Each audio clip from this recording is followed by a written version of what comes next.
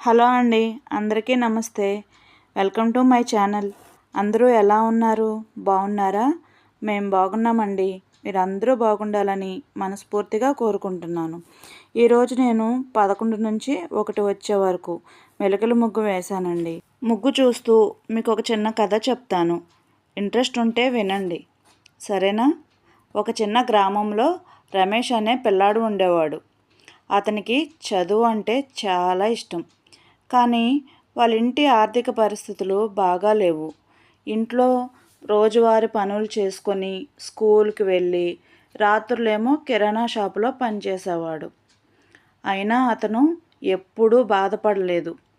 ఒకరోజు స్కూల్లో టీచర్ అడిగారంట, ఏమని అనంటే, మీరు పెద్ద అయ్యాక ఏమవ్వాలనుకుంటున్నారు అని అడిగారు.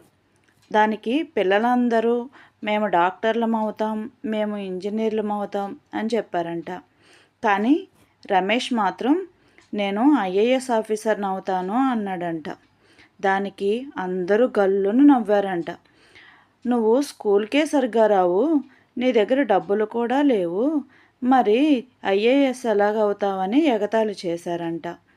కానీ రమేష్ మాత్రం నేను ఐఏఎస్ అవుతాను అని చాలా నమ్మకంగా చెప్పాడంట. అతను రాత్రులు వీధి లైట్లు ఉంటాయి కదా, ఆ వెలుగులో చదువుకునేవాడు. కొన్ని రోజులకి 10వ తరగతి పాస్ అయ్యాడు. డిగ్రీ కూడా పూర్తయింది.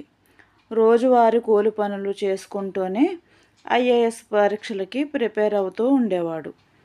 అలా చాలా కష్టాల మధ్య 4 సార్లు పరీక్ష రాసి 5వసారి విజయం సాధించాడు. ఇప్పుడు అతను ఒక ఐఏఎస్ ఆఫీసర్. అతని గ్రామానికే కలెక్టర్గా వచ్చాడు. అప్పట్లో ఎంత నవ్విన వాళ్ళో ఇప్పుడు చాలా గర్వంగా మాట్లాడుతున్నారు. అందుకే ఎప్పుడూ ఎవరిని తక్కువ అంచనా వేయకూడదండి. సరేనండి, స్టోరీ నచ్చిందా?